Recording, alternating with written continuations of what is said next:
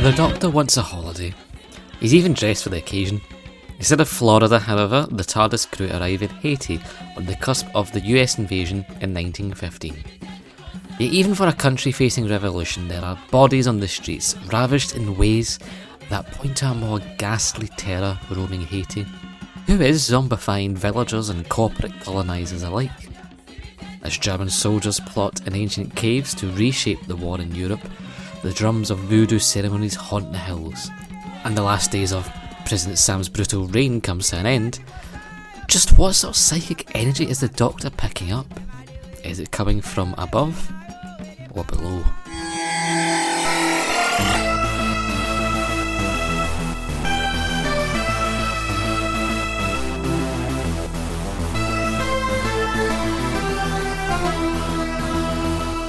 Hello, and welcome to Too Broad and Too Deep, the Doctor Who podcast where we talk about the Virgin New Adventures, starting from Time Worm Genesis all the way through to the dying days. I'm joined, as always, by Alasdair.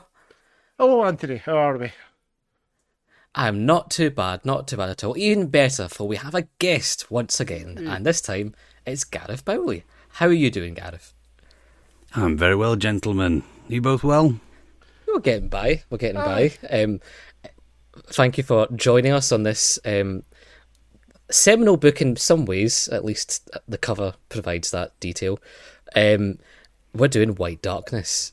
But before we get into that, I was just wondering, Gareth, what's been your experiences with the Virgin New Adventures? You know, were you reading them at the time? Were you, picking them up here and there? Or is it something you've, never really ventured too much into until more recently? No, well, the New Adventures I got into initially around about 93 with Iceberg. And I got that one as it came out because the price of the books at the time, with the very little pocket money that I had, I couldn't quite meet the demand every month for a book. And so I picked the odd one or two up here that were at reasonable prices. But then I got in with my local library, requesting different target books to sort of do my own archaeology of Doctor Who, again, without having access to videos or TV episodes. And the librarians started saying to us, well, we want to buy some books, and you might know the books we want to buy. Right, here's the New Adventures list. I think we need to get some of these in. And funnily enough, White Darkness was one of the ones I got into the Dinnington Library. And I had a similar experience with my school library as well. They also got to know me and asked me for some books. I went, here's the Missing Adventures list. I think we need to get some of these in. And so I picked up the odd ones here and there. So I never really followed them all as a narrative as such, but as individuals. And then at some point, I want to say around about 96, 97, Doctor Who magazine ran an advert on the back of it about the fact they were pulping all the New Adventures that were left in stock, and that you could get them for like half price. And there was a job lot list. I meant to dig the magazine out. I always forget to do it. And I basically ordered anything I didn't have on that list. Was it directly from Virgin, or was it just something in the vaults or DWM? But I just remember when the box came, it was a massive cardboard box. And the reason why I know it's 96, 97, in fact it will be nearing 97 actually, because I took a chunk of them to university with me and read them while I was there. Right. And that's ultimately where the final few pieces came to, and I actually ended up ending on Dying Days, which a colleague who was doing the same theatre course as me had a copy of and lent it to me, and then very kindly gave it me for my 21st birthday, and I still have it to this day. Oh. So I've fallen very, very lucky with the New Adventures, but that's over 25 years ago now that I initially read them, and I only started picking them back up again about 2 years ago, I want to say. I think it was Joe Ford and his Hamster Book Club. They did Bad Therapy. Ah, yes. And you know when there's something that ticks in your memory, little things that you remember, you're like, oh my goodness, I haven't thought about that in 25 years. What on earth? And I thought, well, I've got to read the book again now. I can't not read. I've been looking for an excuse to read these books. They've just been sat on the shelves for years. Yeah. And I read it, and it just felt so fresh to come back to it. And so that's, in a microcosm, that's kind of where my new adventures journey is at the moment. So I'm having the joy of experiencing some of all of these again. It's a great place to be, especially if it brings back those memories from an earlier time as well with them. Did this bring back any memories for you? Was this one that you had read at that time as well, like roundabout in uni? White Darkness, I think, if memory serves me right, was one of the ones I got from the school library. You remember I mentioned that yes. I gave a list to them, and I think it was that one, because I can remember holding the cover, being covered in those, the plastic protective covers they put on them. Oh, yeah. Yeah, and I've got that image in my hand on the with the picture at the front. So I think this copy that I've read tonight, which is one of the ones I got in that job lot from Doctor Who magazine, it's the first time it's been read. Well, second time I've read it twice for this, but it's still the first time this particular copy's been read, because obviously some of them I'd read as library books and then went and bought them anyway. Yeah. But it's interesting, I think, is the experience I've had with this one. Because I know when I contacted you and you said which one would you like to do, and I saw where you were heading with was it Deceit and Lucifer Rising? Yes. And I do vaguely remember those ones and not particularly liking them at the time. And thought I need another one. I don't want to go too far down like Left-Handed Hummingbird, because that's god tier new adventure for me. No pun intended. And so I looked over my shoulder and literally around about here was White Darkness. And so I thought, well, I'll pick that one then, and we'll see how my memory is of it, because I seem to remember it being all right. Yeah. It's one of the few books with the Doctor actually on the cover, which makes it very interesting. Exactly. I mean, I think it's one that perhaps is overlooked on many bookshelves, because even looking at the cover or thinking about it, for me, I have no thoughts about it before coming to this. It's not been on my radar. I didn't read it before. So this was a genuine new experience that I don't know, somehow missed. Even though it's got a rather striking cover in some ways, I just passed me by. Alasdair, did you read it at the time, or? No, I avoided it like a plague of zombies because I am not a zombie man. I am still not a zombie man, but I got through it this time just fine. Just Doctor Who and zombies was not a Venn diagram that was working for me, so no, I skipped it, I'm afraid. I can kind of get what you mean when a franchise does that, but like me growing up, it felt like something that ought not to be thrown into different franchises, but as a kid, when it was Scooby-Doo, Zombie Island. Oh, Zombie Island is superb. The best of the direct-to-video Scooby movies. Oh, genuinely. I mean, that came out, was it the early 2000s, was it? It was it was either 97 or 98, because Witch's Ghost was the following year, wasn't it? So I watched it maybe a few years later, because I remember watching it like as a very young kid, because my parents thought it was just, a regular old Scooby-Doo affair. It was not. And I don't know, but that sort of experience of having my comfort zone of a nice Scooby-Doo adventure broken by zombies and it being real has made me really like that idea when certain franchises do that sometimes, which maybe is why it's so popular and to do that sometimes. Like Red Dead Redemption will have its own like zombie game instead, and there's always a zombie version of something else. Like it feels like something that taps the brain in a way that kind of breaks the barrier of what that franchise is in a way that can still really kind of get to people in a different way. Well, that's it, isn't it? I mean, the zombie is the ultimate personification of something we can't touch personally. None of us can experience being zombies, but it's like a plane almost above that. And so once you've got that as a concept, and then you've got this unrelenting nature of what they are, it makes them a credible threat. Exactly. And to be honest, we're looking at the cover of this book. The zombie, if you were not seeing the full, fire being shone on the face of a zombie, you'd be forgiven for perhaps thinking it's Sylvester McCoy on this cover. That's That's the zombie.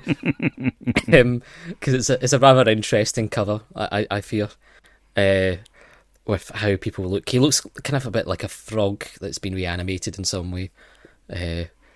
Like I usually do quite like the cover from this artist because he's done, I think, Cat's Cradle, Warhead. I quite like that cover. So and Witch Mark, things like that. So there's been nice covers in the past. I think is it Peter Elson, Peter Elson. and yeah, this one's unfortunately a bit of a misfire on the cover for me. It's interesting, isn't it, though, because it kind of pulls your focus more to the main trio than the threat, rather than putting the threat dead centre. Yeah, it's maybe the first time we've actually had the trio on a cover together, I think.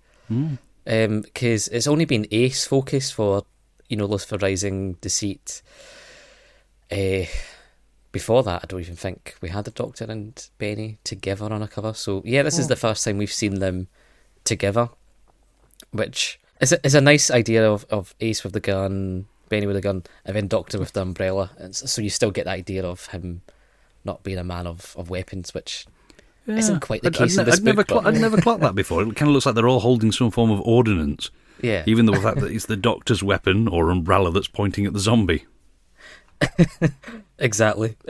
So it's yeah. Even if that doesn't bear out in truth of how this plot goes, it is nice to see that style of message on the cover. So yeah, I guess with zombies in this as well, it's as much as that's on the front page of this book, it's not really the biggest thing in this book, actually. A lot of people talk about it as a kind of pseudo-historical in some ways. I would see it mostly as an historical with a little sprinkle of probably forced editorial choices to try and make it a bit more ethereal in some ways. But how did you find the setting of this being in Haiti, for example, specifically around that time before the American invasion? It's funny because going back to 25 years ago, I don't recall it being set in Haiti for whatever reason. I can remember zombies, I can remember Germans. That's about all I could recall from the initial reading of it. Coming back to it this time round, the Haiti setting itself didn't mind it within itself. I think the problem I had with it, certainly, and I think I mentioned it, I've read this twice for this. The first time I read it, I suddenly looked at it and went, "What's the historical context now, Mulder? What was going off in the time in Haiti, and is this actually accurate? Because there's a character in there. Is it Sam? President Sam. Who's the president? Yeah. And the way he's kind of brought in at the beginning, I'm like, oh, is this a bad guy? Because I couldn't quite remember what the connections were the first time I read it. Is this going to be the bad guy? And actually, he is ultimately, he kills himself, doesn't he? And again, I think there's inaccuracy in the nature of his death because he was an actual person who was killed in a very different way. And I just found that element of it a little bit strange then, especially when I came to read it the second time through, because I felt a little bit uncomfortable then with the setting that it was in, if that makes sense. When it came to Sam, and I think to Etienne as well, the general kind of under him as well, like it's bizarre how, you don't know where the line sort of is crossed when it comes to what is the historical setting of this, because you'll then be having sandwiched between that paragraph German soldiers talking about how they're, trying to create powders to make, zombie races, and then in between is a historic event regarding like President Sam or General Etienne and the massacre that takes place in the prison shortly before the uprising. There's a level of muddleness that I don't know if it helps the process of telling a historic story. It's the same thing that people raise in terms of like the gunfighters, for example. Like the gunfighters, as much as I love it, prioritizes the storytelling and the humour in some points over the historic accurateness of who's getting killed at the OK Corral. The only thing I would say with the gunfighters, though, is that the Doctor or Stephen or Dodo has some form of interaction with every character within the gunfighters, which furthers the actual story itself. With Sam and with Etienne, you could remove them, strictly speaking, if you wanted to, because I don't think there's anything specific that they do. Please feel free to correct me. That actually drives anything other than what's the chap who helps them out? Etienne. Oh, no. The what's the chap's name? HP, the Doctor. No. I've written a list of names down because I knew I would do this with so many characters, would you believe it? And it's the one name that I can't get my eye to fall on right now. To be fair, there's 34 characters in this, so... The chap who's badly maimed at the end of it all, who's been helping them. Petian. Yeah. Petian. Was it Etienne? No, Petian. Petian, yes. Sorry. Yes, there we go. Yeah, that's my... and I'm writing that one down in bold letters, because I know that I'll say that one again.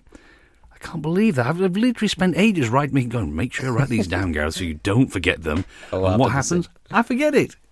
But yeah, other than Petian, that's really the interaction that they sort of have with that side. Now, other than understanding that sort of historical context, especially when the Marines then come in later on, I didn't really get why Sam and Etienne were then in there as much as they were. You could have probably had a light touch on them, really. Yeah, I mean, I guess this is a point as well that we, like you say, in terms of like the interactions of where the characters are and things like the gunfighters, it's the same thing of the Doctor saying in this book a lot of the time, especially to Ace, that you cannot interrupt, you can't intervene with history in this place, you cannot try and change things, you cannot stop this massacre, you cannot alter the course of history. But passively, that is what David A. McIntee does by just having Etienne and President Sam kind of killed in different ways that compared to what they ought to have been killed as. Because you could say, well, if President Sam commits suicide and Bobo gets to claim that he actually killed him, then he's getting more precedent to be claiming to be the next president compared to what actually happens. And so yeah, there are ways that this could have altered the point of history, but the only person altering history here is David A. McIntee in a passive way, which yeah, it's a bit odd. We never really go back to Bobo thereafter once he's taken. You know, once he's got face, kind of just disappears. It's like, well, we've been engaged with this up to a point. Did we need to spend that much time around it? And that's my one question then around with the Haiti setting. Sort of going back to the original point on it, did it need, strictly speaking, to be set in Haiti? No, not really. I think it benefited from being set there, but giving us a taste of local politics helped paint a picture. The problem was, once they painted the picture, they kept throwing them into the plot, and there wasn't really space for them. We had far too much of them. It was interesting to a point. It set the tone, it set the scene. Did we need the American president popping up and dropping some slurs and then disappearing again as well? It was... It was almost as if he was trying too hard to say, this is part of our history, this kind of stuff happened, this is realer than you think. And I get what he was trying to do, but he didn't need to do it. It worked fine. It's 90% fiction, but that's... Yeah, because it wasn't about trying to stop a lot of the history getting altered for a lot of the time, despite the Doctor protesting to Ace to not do that. The whole thing was feeling like it was to try and explain the build-up to the point of the US invasion of Haiti, and that's when there's more peril, there's more uncertainty of where things might land, there's more drama, there's more happening, and after the invasion starts kicking off in a way that you don't really get, because it feels like a lot of stage setting, then to showcase the knowledge or research that's been done to show what Haiti is like just before the cusp of that invasion, which I can kind of appreciate in some ways, because that's not something a regular Doctor Who fan will know about. That's not what a regular reader in the UK might well know about. And I do appreciate that from, David E. McIntee getting that from his local library in Stirling. But he definitely did his research. There's no taking that away from him. He put the legwork in. I'm just not entirely sure it was all relevant. There's a wee bit of maybe white guilt in there as well for me, in that I don't know all that much history of Haiti. And the book kept reminding me that I knew almost nothing of it. I didn't know what was fact. I wasn't sure what was fiction. And it made me uncomfortable, although that's probably more a me problem than a McIntee problem. Yeah, there was that level of lack of knowledge that folk will have about this period in time, and to an extent it affects who you might then side with, because things like the American invasion taking place, it's still a brutal regime coming in to invade a country, and as the Doctor says at one point, in sort of typical American fashion. But that is who the Doctor and co are then sided with in terms of advancing the plot, advancing the story, getting through to find the secret German base, all of this. It is all focused on them working in a very cooperative manner with people who just keep dropping the N-word, in the pre-seat of the battles. Yeah. And that's, I think I've opened that can of worms there. Is it necessary to have in a story that, granted, you want to paint an accurate picture of, but within a level of a Doctor Who book? For me, it's no. You don't need the word there. It's just not needed. Because I read it the first time and could barely believe it. I'd actually read it. Yeah. Yep. And I don't think that it doesn't. We're talking about the research and all that, all the good stuff that he's put into there. Why you would then feel the need to put something like the N-word in here as well doesn't quite make sense. Not when you think who a lot of this audience are going to be, and if you want them to learn about that time period that existed around then. And it really, really jars. It threw me out the book a couple of times, and I had to walk away from it. If I'm honest, I couldn't keep on reading it. I had to put the book down. Yeah. Yeah, it was... I mean, we've discussed it before. It was absolutely language of the time, but there was ways round it. There was definitely ways round it. I mean, everyone talks about transit and all that being awful for swearing and the F-bombs and that's a fair enough point, but this doesn't get a shoe in. No one ever mentions this when it comes to the language, and they really should, because personally I find the N-word a lot more offensive than any amount of use of the F-word. But then I reading other reviews of it, and they were saying it was handled classily and in context and not in a racist manner, and it's like, okay, it wasn't racist. It was quite clearly coming from the mouths of racists and people that didn't know better, but it was still printed and put out at a time when it wasn't an acceptable word to be using. It's not like Basil Fawlty not mentioning the war. It was okay for him not to mention the war. He was okay to be slightly racist towards the Germans because he was not doing it as offensively. This was nothing but offensive, and yeah, sorry, it bothered me. You might have gathered it bothered me.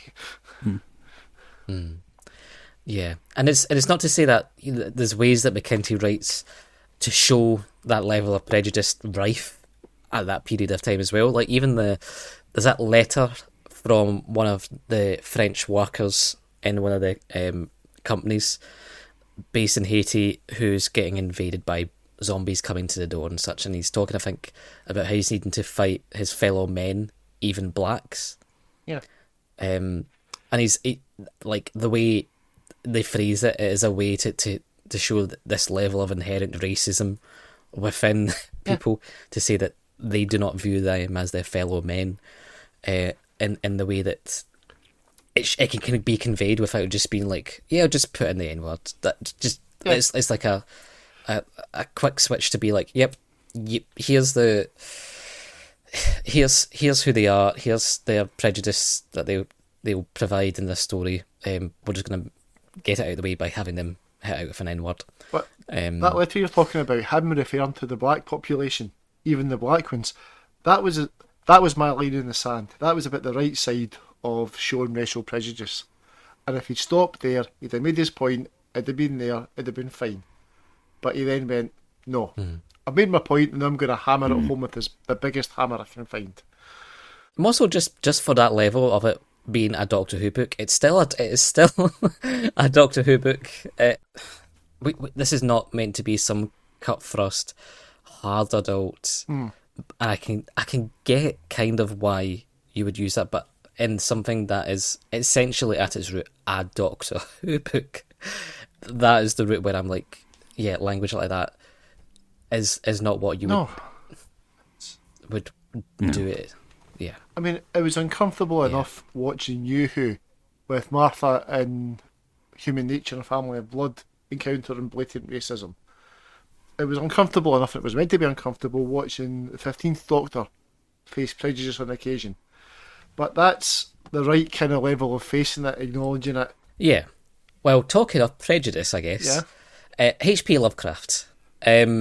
He's throughout this book in many ways in terms of the influence, and even that letter, I think, is the most purest sense of where I think he just was like, right, I'm going to go pure sort of Lovecraft short story here and have this letter written in such a way that very much evokes that. But throughout the book, the idea of the older ones, like, how did we feel about that being bubbling below the surface of this book? Because it's something that I wasn't expecting going in. No. At all. Until like reading that first bit of the prologue there in the book, and I was like, oh, okay, we are going this direction. Again, setting wise, in a culture that I don't think he would write for in any sympathetic way, but yeah. It's easier to handle when you know that we're going to be exploring the Lovecraft stuff further down the line. If this book's your first encounter with it within the New Adventures, it is absolutely jarring, and it had me screaming, where the hell are the zombies? From a guy that doesn't enjoy zombies, I was stick to the sodding zombies.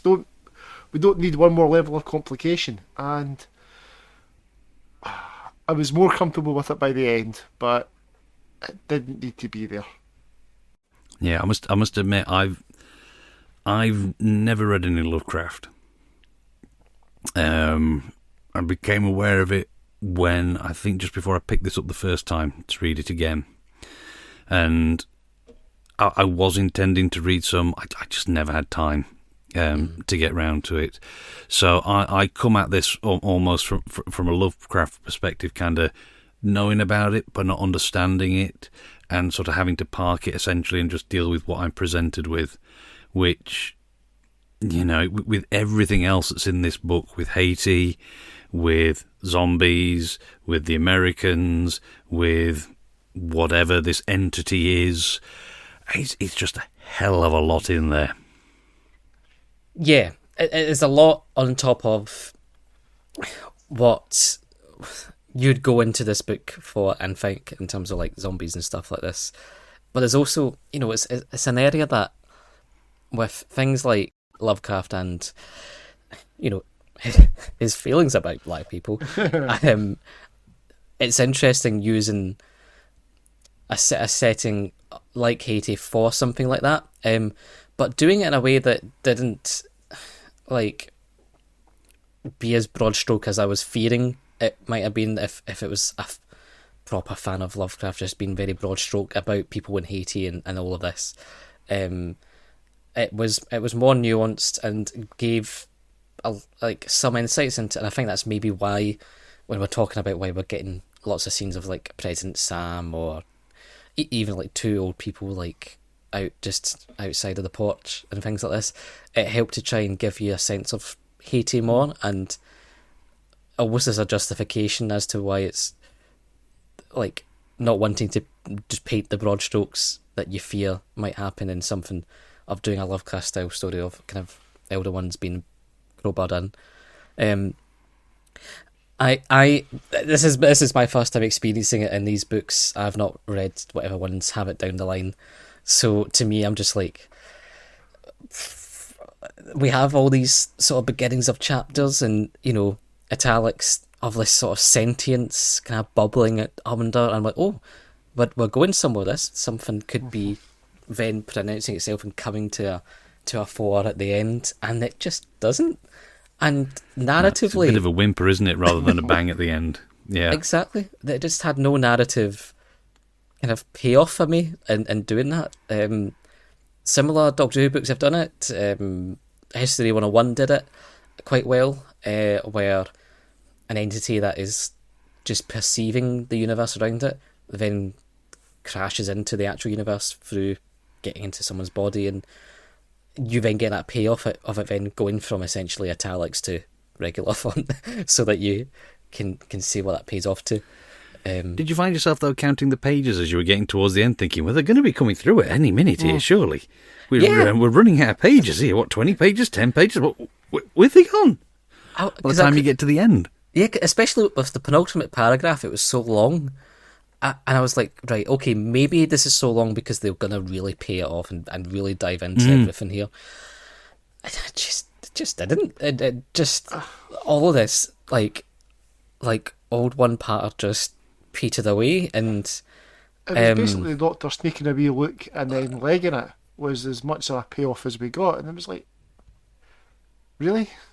That's it? Small peak? Yeah, because like otherwise, like, why genuinely is this an important part of the story? Like, there could be similar drives of just doing the zombie stuff for even like Lemaitre's reasons about just wanting to get revenge on the Blancs. Like you could do something that's not needing to drink crowbar in awakening an old one underneath some caves. I don't know. It felt very kind of wanting to put in all the things you like in your first book just to show that these are things that I really like in some way. I thought I read online somewhere that this story was something he'd actually tried submitting at one point for the TV show.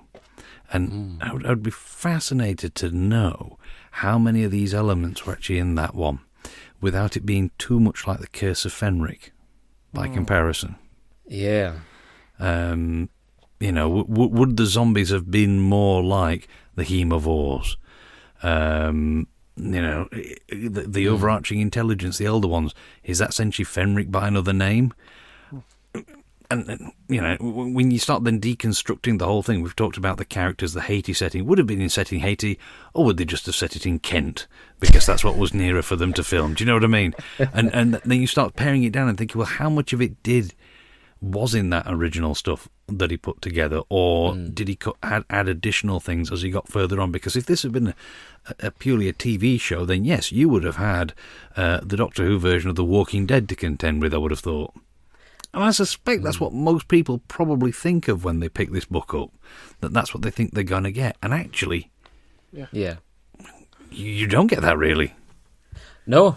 When it came to kind of looking at what origins this might have came from, it seems even in the book form of this that it was going to be just a more pure historical in a lot of ways.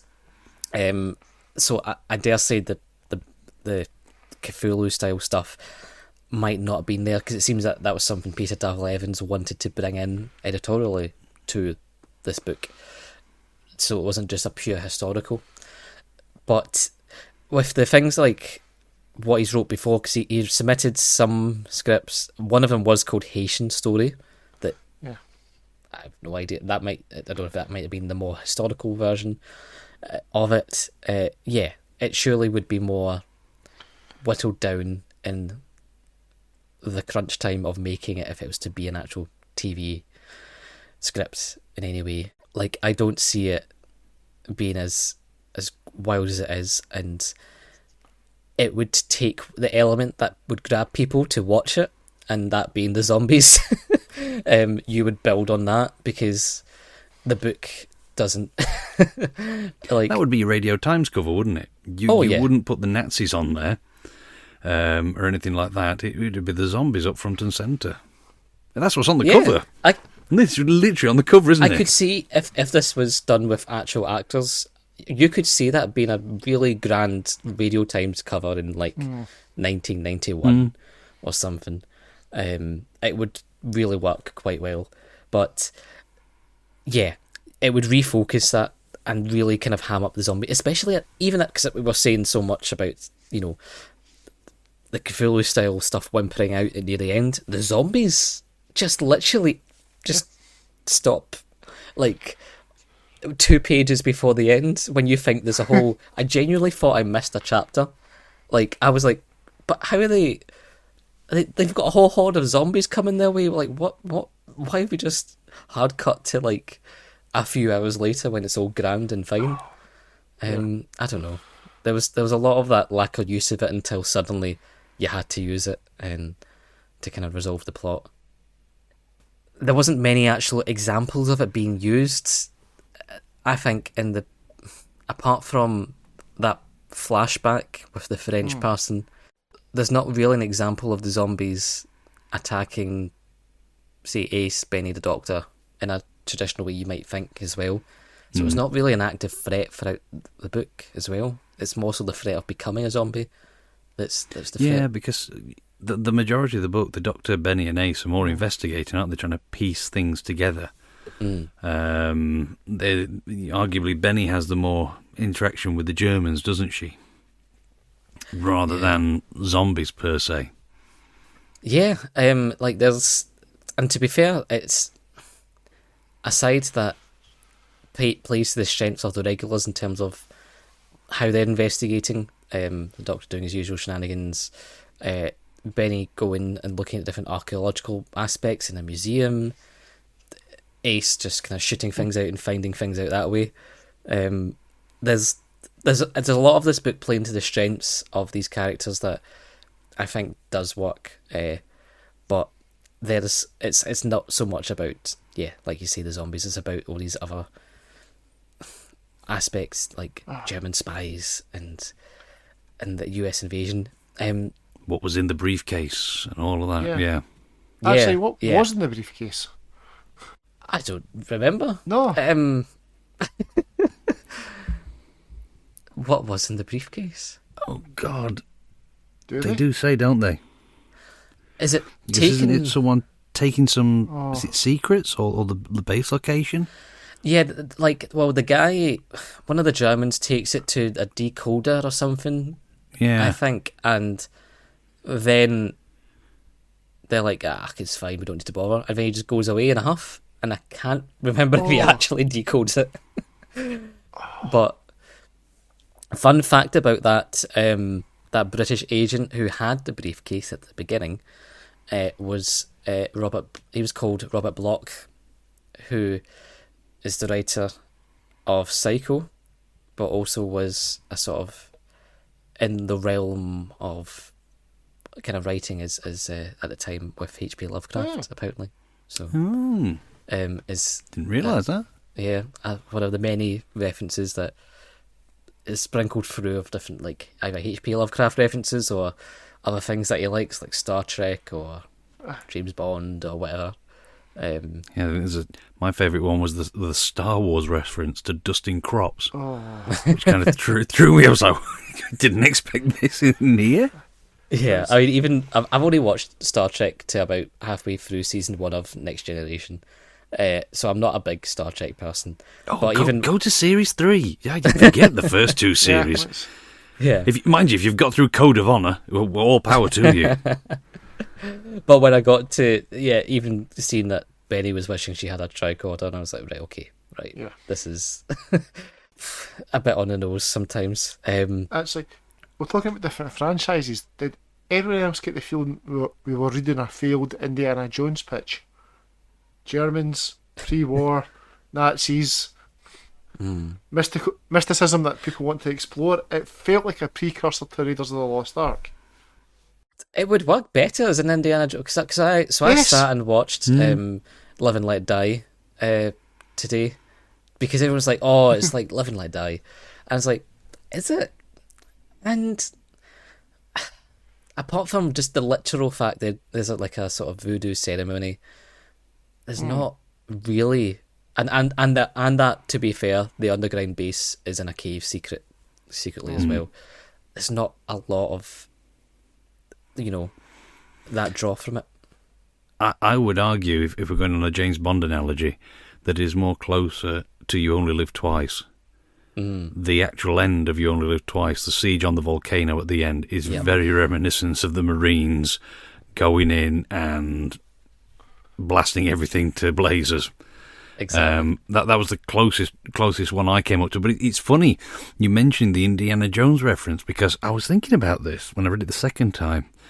And when Benny goes off to the library to start investigating, I had in my head Last Crusade, where Denham Elliott and Harrison Ford go off to the library, and they see the diagram on the floor from above and all of that. I actually had that library in my head when reading that bit.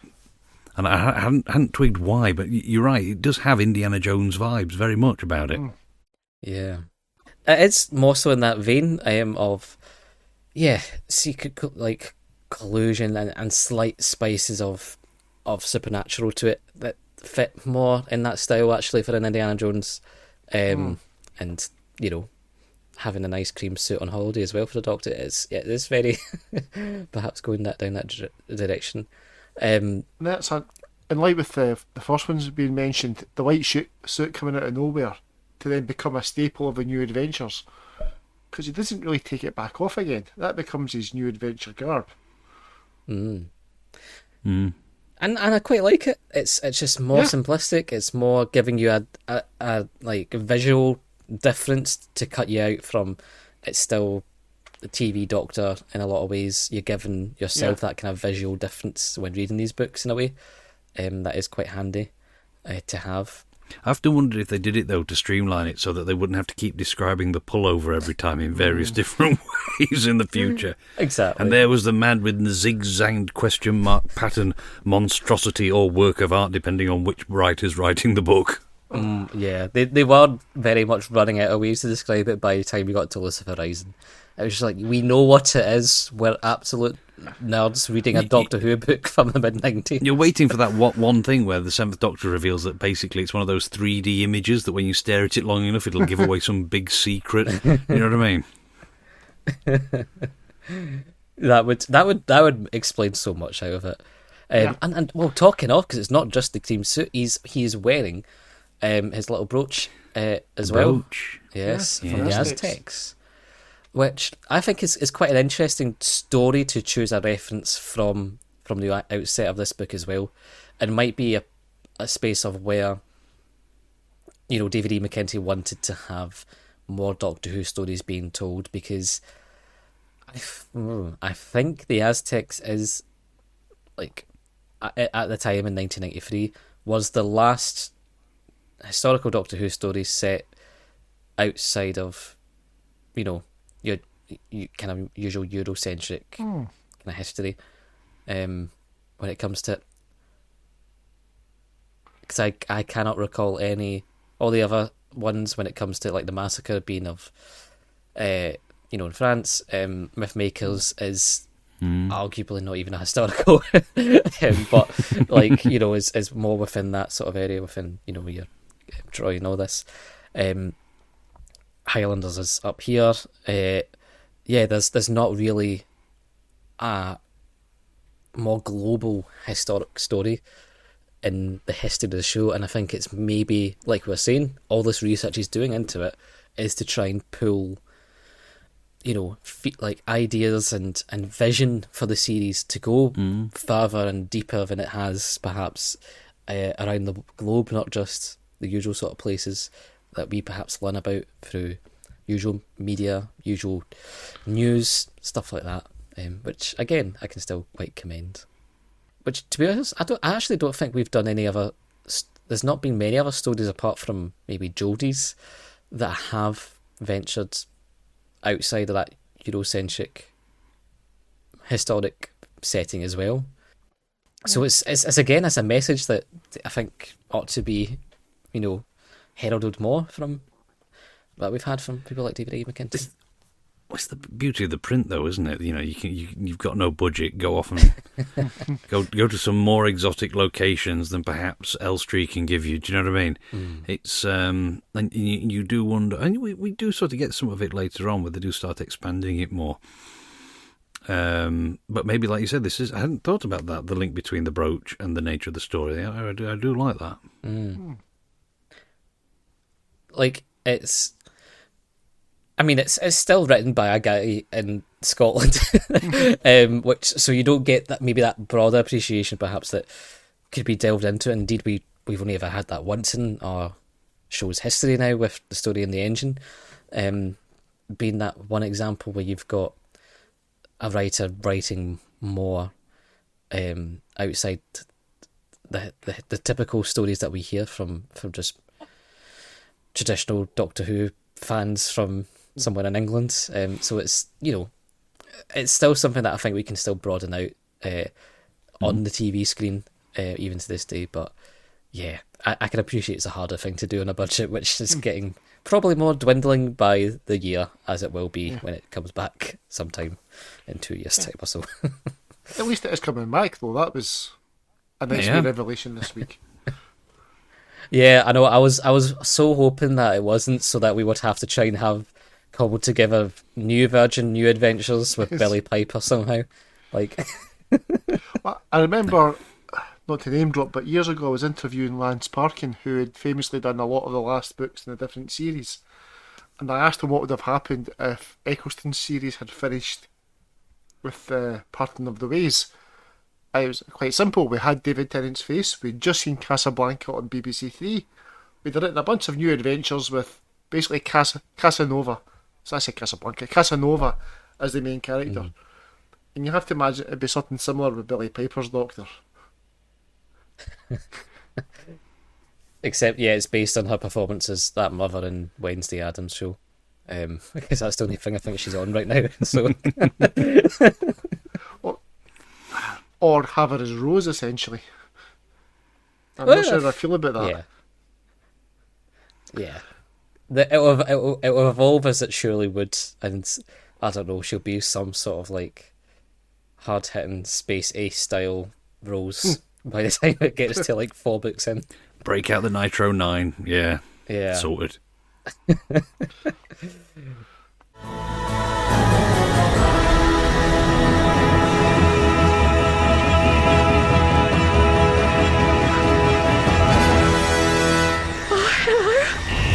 It's interesting with things like, we mentioned the Bond influences or Lovecraft influence or whatever. The zombie influence, like, it's quite kind of interesting because everyone always says, everything kind of past like George A.B.'s like got its own distinct style of zombies. This is still quite different because there's different stages of experimentation of creating these zombies. There's ones that are people essentially like kept by the Doctor, who is called, is it Howard Phillips, which is HP's name as well. He keeps some folk who are patients who are at different stages, like folk who are kind of slowly, eating to others that are just rabid in different ways. I guess it was almost trying to kind of give some sort of like different style to kind of zombies that we wouldn't expect, and probably if it was adapted on screen would be a bit more pulpy and just would be like, nah, they're all just going to be like like without any nuance. But I thought it was interesting to try and give that nuance kind of in different stages and reasons as to how they get created with the experimentations and such. It was a wee bit different. It's still zombies at the end of the day, so I wasn't hugely invested. Having said that, I think it's worth noting, because we haven't actually mentioned so far, I did quite enjoy the book. It's not going to trouble the top 10 on New Adventures for me, but it's definitely not the worst one we've read so far. Or even in the... Oh, no. It was perfectly fine. It did. It kept me entertained. I never wanted to put the book down. I never wanted to tell you where to shove the podcast, Anthony, and I'm never doing it ever again. It was fine. It entertained. It was solid. It kept things going along quite nicely. Whereas there have been books that have made me question this whole project.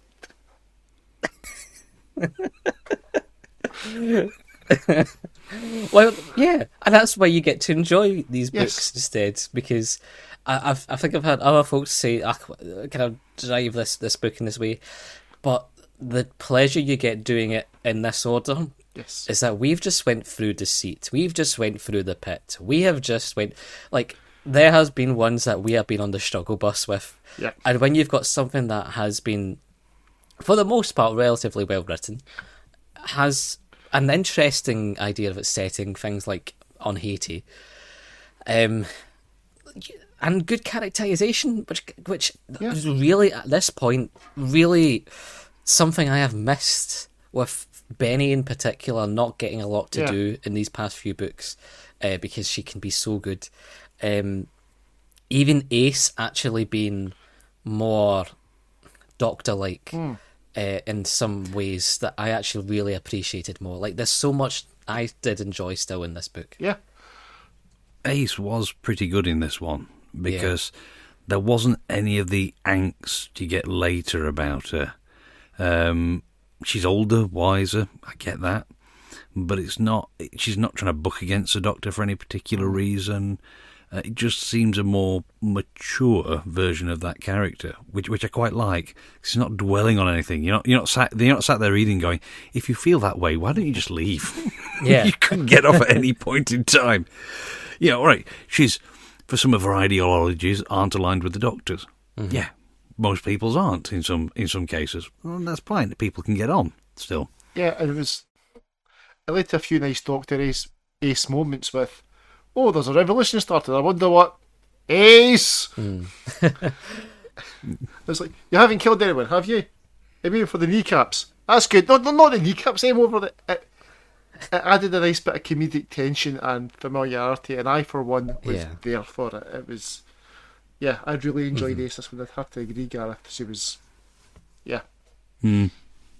Yeah, and she's not just the stereotype that people want to paint at this point as well. She is not some sort of space bitch Ace, like just totally gun ho and firing all the time. Like when she's working independently or on her own, she's actually doing some stuff that the Doctor would do, and actually the Doctor ought to do in this book, and he doesn't. Because there's a scene where she confronts Etienne, and so she puts something on above the door saying, "If that door opens, this place blows up." And Etienne asks, like, wasn't that some sort of like explosive you left on the door on his office? And she says, "Nah, it was one of them things you get for washing liquid." And she's just like, yeah, she's using things like the Doctor would to try and like bamboozle the enemy that they won't know otherwise, but does the same thing without actually, doing that thing, which is a far cry from the Doctor, who does just directly do that thing and just puts some explosives down and just blows up the enemy at the end, because that's a more direct way of killing now with this Doctor. Which, to be fair, he's doing what he said he was going to do in Lucifer Rising when he kills your man, that 7-dimensional being. He just shoots that guy. Oh. And, at this point, he has been, I guess, more direct by just planting some explosives and just blowing up the enemy instead of, say, tricking Ace to do that or whatever. So he's slightly consistent from the last book, but it's not exactly what you want from the Doctor as well, I guess. But there's a few nice Berry moments as well when she was disguised as a scientist and writing in her notes, "Oh bloody hell!" That was like, yeah, there was lots of nice character moments like that, and sneaking around bases, just pretending that you own the place, all of that. I really enjoyed, and even the, like, we'll talk about Lemaitre. I don't know if this was just like intentional, sort of rage baiting, but to have like all these sort of master style references of having a big sort of like hypnotic machine to control people's minds, of literally le maître being French of the master, like all of this, and then just and the doctor being like, I wonder if this is like, and just it's a guy, it's just a guy. Like, I kind of respect the level of building something up that's not there. It was the disappointment in the doctor. It was like, oh God, you're just a human. Oh well. It was brilliant. It was he fell for it as well. It was it was very well played, Anthony. I'd have to agree. Loved it. Exactly. Yeah. So, does anyone have any other thoughts, perhaps, just maybe about White Darkness that they wish to air out? Because it's a fairly bog standard story, really, in terms of the wider arc of stuff. But if there's anything else, I think my feeling about it would be less characters if possible. Is my one thing, because I come back to my faulty memory that I mentioned at the beginning of this. I read it the first time because I like things very simple. I'm getting older now. I think it's very simple where I can go, right, that's the bad guy. I know who the bad guy is. That's the bad guy. So anyone affiliated with that is the bad people. That's what we're going to sort out. And you guys over there, you're the other guy. And then when you get the politics and all the other names that then start bobbing into this story, and suddenly I've got a list of suspects in my head going, I don't know where people fit in. I think the first 150 pages, I wasn't sure whose side who was on anymore. I think I mentioned at the beginning that I thought Sam might have turned out to be some big bad orchestrating everything, and then that wasn't the case. And then later on, I'm like, well, is it actually going to turn out to be this doctor? What's his name? Howard? Is it going to be him? He's a bit too nice. That's knocking around there. Is it going to be no? Okay. And so I never really settled on anyone, which is why I'm glad I read it a second time to sort of go back through it again, because I felt like I missed things the first time around because I was still trying to figure everyone out, like I was still trying to find them, because there was a weird way how he went to great pains to describe Ace and Benny when they're first in the TARDIS, great pains to describe what they were wearing, what they were doing, whereas most of the other characters, when we're first introduced to them, don't get much of an introduction in terms of what they look like. And I found that really then strange to picture them in amongst everything else, because I generally like to hang a physicality on someone. And so that's that. And I think I don't know if that's because there are too many characters in there, because they weren't very clearly defined for me. It meant that my brain was firing off in different directions on all of them and never quite settled thoroughly. But that's not probably my one gripe on it. Because towards the end, when Ace goes to mate, I should have known you were fat. It was like, did we know he was fat? Because in my head, he wasn't fat. Yeah, exactly. The physicality for a lot of them just isn't in there at all. Because I suddenly realised, is it Carrefour? I'd suddenly substituted for some reason Baron Samedi in my head from Out of Live and Let Die. Yes. But at no point is he actually described as that in there. That's what he looks like. So my brain's made a shortcut to give me that visualisation for him, and already it's pinged it. He's going to be a bad guy. Yeah. Like, I mean, Carrefour, I think, is mentioned as potentially being a sort of priest, a voodoo priest at some point, passively. And then, the same with, like, Henri. At least I don't mix up Henri with Solitaire. But, like, there's, there's sometimes, like, a lack of grounding a lot of these characters because you have so much going on top of so many people trying to be involved in it that, like, especially like the German soldiers, I did not keep up with who was who for most of that, and by the end I was like, I don't think I need to, because there will be blown up in about half an hour. So is it really bad when the shootout's happening in the office at the end and they're killing each other? I'm like, thank God I don't have to remember that one. And then we got 3 of them off in quick succession. I'm like, oh bloody hell. Okay. Exactly. Like, yeah, it is so. it's hard to follow up points in the book. So yeah, it is a bit of a problem. Oh yeah, I just had a very tiny minor note. Did both of you see there's 2 chapter 17s? Yes. Yes, I did. And the reason why I do that is because when I read this book the first time round, I actually write preces on each chapter so I can figure out where I am. And I did write, you might not see it there, but I've had to scroll it back out again because I write the chapter number as I'm going through, and I was like, oh God, my addled brain and memory again's gone. And then go, no, that's actually the sequencing for it. Yep, somehow we got that. So yeah, that was an interesting mild mistake, but other than that, yeah. So final thoughts, I guess.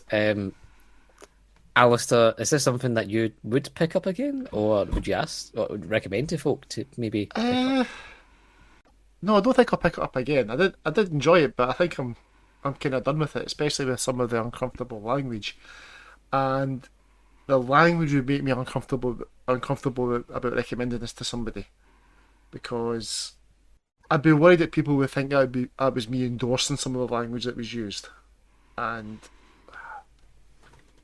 I mean, if I knew somebody that was a Doctor Who fan and loved zombies, it would be like, this is the book for you. Ignore the casual racism and the less casual racism. It's just yes, but no, but yes, whatever way you want to look at it. Yeah. Gareth, what would you think? Was this one that you might pick up a third time, or?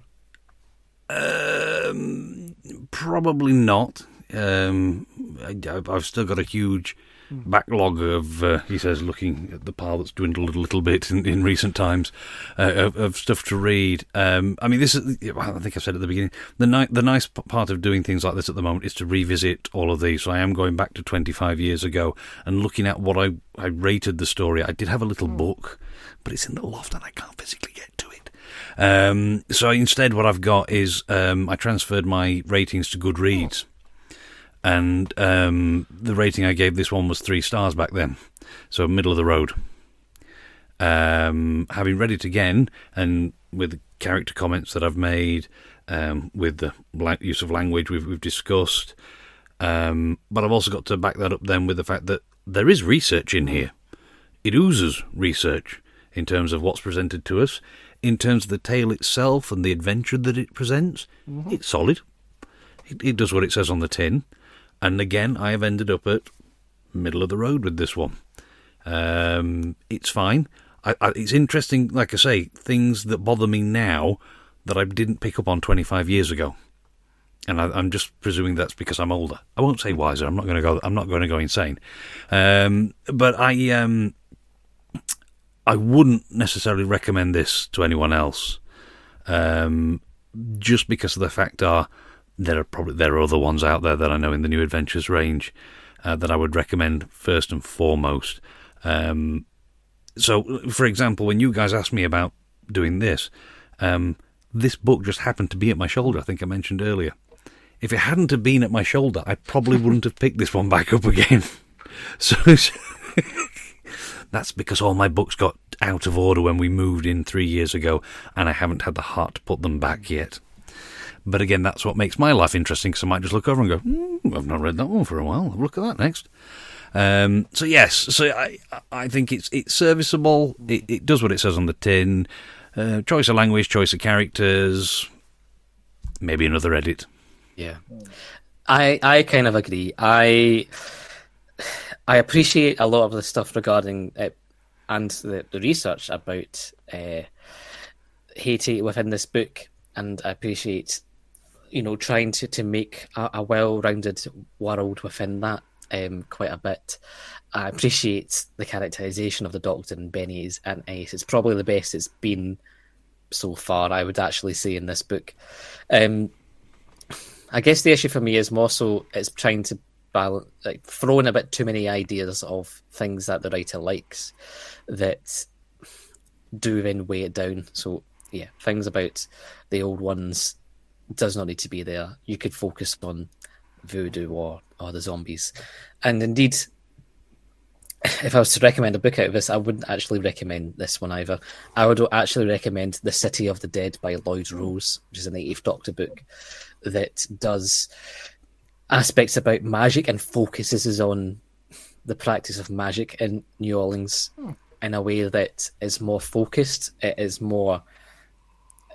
also well researched. It's really ties in the history of New Orleans and actually to an extent Haiti as well, given its history, and things like Creole and, you know, not just having Haiti as a setting for your adventure. It's weaved, like things within New Orleans is weaved throughout that story, and the history of that magic is weaved throughout that story in a way that I just don't think it is in this. It's not as much of a weaved through story that can be as focused on what ought to be what brings you into the book. So, yeah, I did enjoy it. But it's not one I would go back to if it was a book about, you know, the mysticisms and magics, specifically within the Black community. Actually, in that way that I would go back to. I think something like City of the Dead is probably what I'll do to get my fix of that. Yeah. So, on that note as well, I do wonder what our listeners did indeed think of this. And we had, I think, probably the most amount of comments we've had for any of the books so far. So the first one we've got is from J. Millhouse, which says, jammed full of things McIntee loved, appearances for Anthony Ainley and Ingrid Pitt movie characters, tons of James Bond references, and an H.P. Lovecraft alter ego. Which kind of matches up to a lot of what we've said, actually, in terms of the references there. Yeah. I don't know what the Ingrid Pitt movie character is. I think the Anthony Ainley one is one of those German submarine officers from one of his roles back in the day. But, yeah. Unless it's another link to You Only Live Twice, because isn't he a policeman in that? Oh, he is. Oh, I might have to find. I might have to do another final bit of research on it later. Right. For me, we've got Tim the Time Lord. One of my favourite VNAs. White Darkness is one of the most unique, well-researched and detailed settings in Doctor Who. The characterisation is excellent, the action breathtaking, the menace palpable and often very graphic. It is only held back by, as others have observed, occasional massive dumps of exposition and some sadly very jarring use of language. But I thoroughly enjoyed a story that has such a vast scope of peril as well as personal danger to the TARDIS crew. First class. Yep, that's fairly consistent with what we've been discussing, yeah. Okay, the next one I've got is from Callum Rigby, which says, I remember being convinced that we were meeting the Master and being surprised when it turned out that we weren't. I think we all are. Yeah, well, we've said that as well. Yep, it's I think a feeling everyone gets on this book. Not often you get to say that in Doctor Who, is it? Wasn't the Master after all. Oh, there was another Master, because the Maître's first name is Giles. I thought it was Gillies. And Gillies? I think It could be Giles. It's of that ilk, yes. Which is also his name that the Master uses in the King's Demons. Demons. Yes, when he's doing that jousting. Yeah. So, it might still be Anthony Ainley. Who knows? Right. Up next we have our friend Neil Cameron. Rather good zombie story. My sister lost my copy in the Sinai Desert. This is something we're going to have to ask him about. You can't just drop that kind of detail in casually, Neil. You just detail in casually. He said, lost a book, lost a new adventure. Do you know how much are people paying for new adventures now on eBay when they're needing to get hold of them? There might be a copy buried out in a desert there that we need to go and find. I think we need Philip Morris to go out to that desert and dig around and find lost copies of. he'll find it, but pages like 50 to 100 will be missing because someone got to it just before he got there for the rest of the... Oh, yes.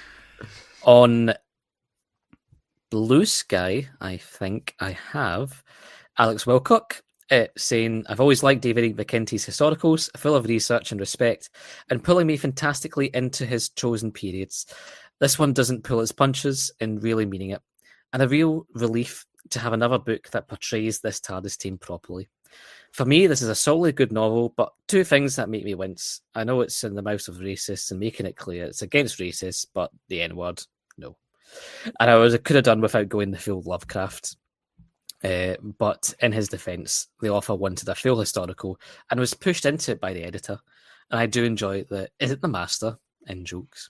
So the next one I've got is Aldrin Baydock, which says the excellente interplay with Lovecraft's Cthulhu mythos. Yeah. Which, yeah, we've said that is exactly what we've got here, and I'm probably going to have to go and have a look at some Lovecraft. I'm going to hit out. He's a bit overrated. Like he also uses like very like antiquated, if not racist, ways to view things sometimes.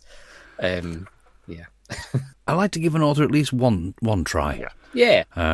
Just to say that I've done it more than anything else. Like I say, headline: I don't like Terry Pratchett. I read The Colour of Magic and I just can't get near it again. Oh. To be fair, Colour of Magic not completely representative of his stuff, but that's a longer conversation than me. Yeah, a lot of people have told me that. I did try one other one, but I just couldn't get into it. Mort. Try Mort. If you can't stand Mort, I'll leave you be. I'll add it to my list.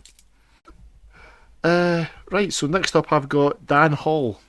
Great story, and I think the debut of the New Adventures White Suit. Rest in peace, David McIntee. Always so positive and happy to answer questions on the online message boards. Yeah, something we haven't really touched on, isn't it? The fact we lost him fairly recently. Yeah, so he died there just, I think, December, which I'm relatively young, I think. 52? 50, he was in his 50s. Yeah. But he had quite an accomplished amount of Doctor Who under his belt as well. So I think he'll always have a place, I think, within Doctor Who fandom for what he's done, especially through those lean years in the 90s. The Dark Path especially, yeah. He's... Yeah. Yeah. So the next one I've got on the ones I've been sent is David Kitchen. Oh, yes. Yes. So this one says, I'm a big fan of David A. McIntee's work. I haven't read this since it first came out, and would you believe it, my phone's just decided to lock the screen on me. Sorry. I will start again. I'm a big fan of David A. McIntee's work. I haven't read this since it first came out. After some very bold books, some of which worked, some didn't, this felt like a very safe book, which I think the range needed at this point. Points for using the too bold and deep concept to use a setting the TV show wouldn't have done at that point. A good adventure, but McIntee's best is very much ahead of him. Fair point.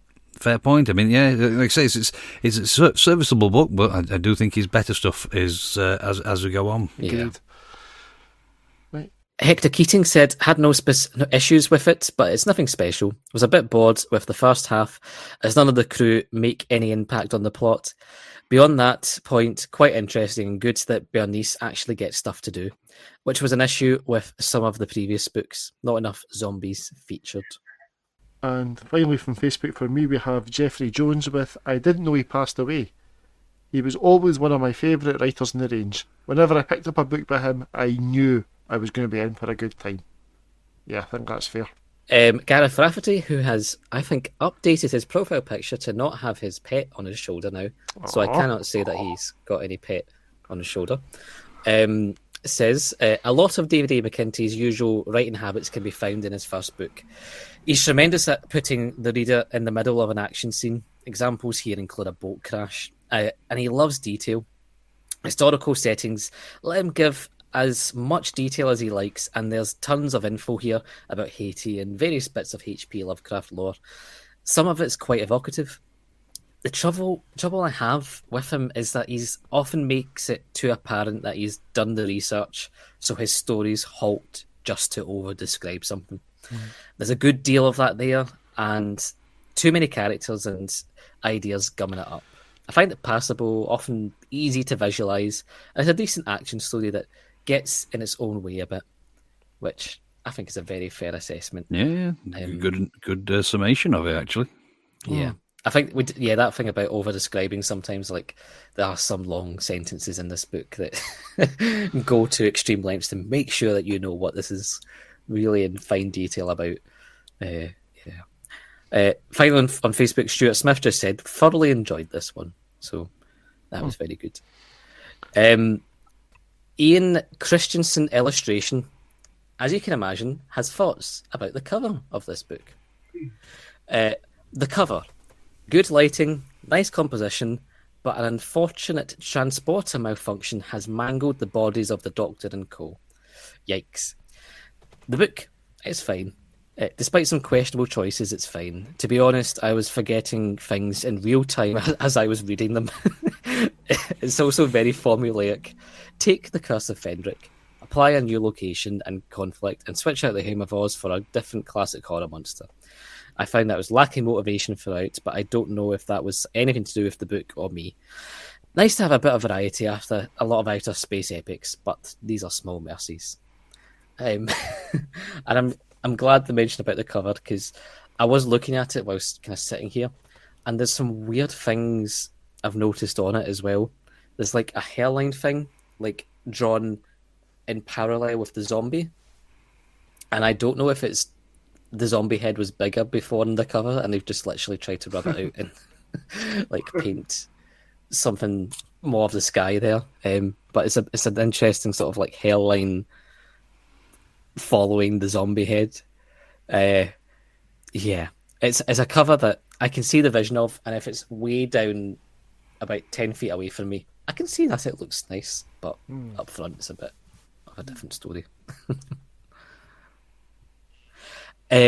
Guernsey Nick has unfortunately not came in time to give me his thoughts. He just says he remembers quite liking it at the time, and I'm going to agree that Sanctuary is on a different level though, and this is one of the very best of the range.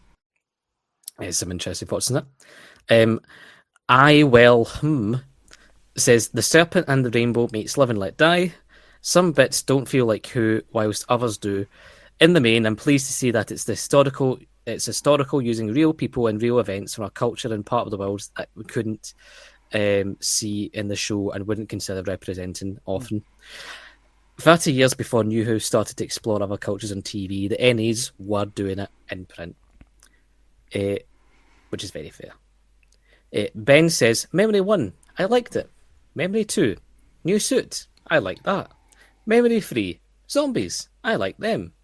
Memory 4, used a new setting on a ray gun to tunnel through rock. Not so keen. I thought that was quite a doctorish thing of using the gun to melt through rock and just be like, that's my quick way to that gets around the logic that the villain was having. Finally, my final comment is from Joe Ford. And he says, on the back cover it says, White Darkness is his first novel. No Sherlock. Over-researched. Unsophisticatedly written. A mishmash of genres from cosmic horror to historical atrocity to spy thriller. A morally bankrupt doctor. An angsty, violent and uninterrogated ace. Plus the usual rape references, offensive swear words when the offhanded use of the N-word is unforgivable, and brutalised women. Actually brutalised everybody. The sequence where the Doctor cracks jokes just after the murder of hundreds of people shows that nobody is editing these books with any care. Under Darvel Evans, McIntee produces White Darkness. Under Rebecca Levine, he produces Sanctuary. Hurry up, Rebecca. You're needed. Yeah, I don't agree with everything Joe Ford says there, but He's the way he's been selling Rebecca Levine is like the second coming of Christ in this range. Like, I have high hopes now that she is going to vastly improve it when we get to her in I think, still a wee while away, but... Yeah, my memory is that certainly the ones that are more memorable for me are sort of in Rebecca's time.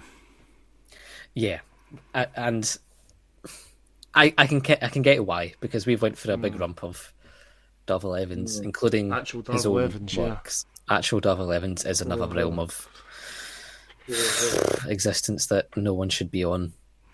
Didn't he do a past Doctor adventure at the very end?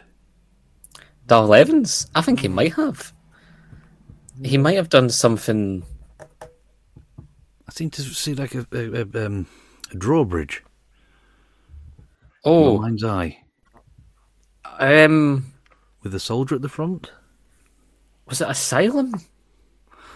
Could be. Well, the one with the cross on it. I think. Maybe it's not the one. I can't mind what Doctor that is, but sorry.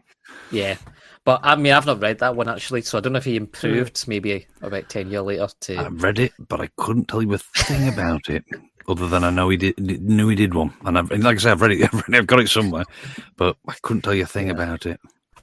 Well, you'd remember if there was some sadomasochist lesbians within it, like his other writings, and that's not just Doctor. True, that's the kind of thing that stays with you. Yeah, exactly. But that brings us to the end of everyone's comments. Thank you everyone for throwing them in. It seems that it mixes from some people's favourites, which I find quite... Yeah. Every Virgin New Adventure is someone's favourite. We always say that here. So I'm happy that there's people who really like it, and I like that there's also people like Joe Ford. So... But I think it's safe to say that even the people that have really liked it have said it's good, but it's flawed. Yeah, exactly. You know, and people have pointed out a lot of the stuff we've been talking about tonight. Exactly, yeah. And aside, like, I mean, Joe mentioned at the end there in terms of the kind of references to rape, and that side of it as well is there with things like from Benny that I did forget about, and it's another side of the Doctor Who books that ought not to be there in a general sense and do crop up more times than they ought to. And I really do hope that's something that, like Joe says, Rebecca Levine clamps down on, because it's not a way to make your books more broad and deep. It's just gratuitous. But yeah. But either way, thank you everyone who's contributed with the comments, and in particular, thank you to Gareth for joining us on this episode. Thank you for having me. I hope you've had a good time with it, and if anyone does wish to find you, where can they find you out there in the world? Oh, I'm on Blue Sky, Instagram, X. I'm some combination of G, J, and Bowley. I can't remember which way around it is for any of them. I know it's a myriad of different things, but yeah, you can find me out there. And failing that, I appear on Joe Ford's Hamster Book Club. You can hear me talking more book stuff on there. And if you just like the sound of my voice, and you might be crazy enough to like that, then do listen out for me on some of the audio dramas that I do. I'm currently appearing at the moment in Starship Resilience as Tony the bartender. So yeah, if you other projects I'm in, they'll be out on my socials. Brilliant. Fantastic. Well, thanks once again for joining us, Gareth, and thanks as always for joining us, Alasdair. No, thanks again for having me, Anthony. It's always a pleasure. And we hope to hear from you all soon. Thanks for listening to another episode of Too Broad and Too Deep. You can get in touch with us on social media at Too Broad Too Deep Pod, that's with the number 2, on Blue Sky, Twitter and Instagram. You can also contact our Facebook page, Doctor Who, Too Broad and Too Deep Podcast, and that's with the word 2. Or you can email us at toobroadtoodeeppod@gmail.com, and that's also with the word TOO. Hope to hear from you soon.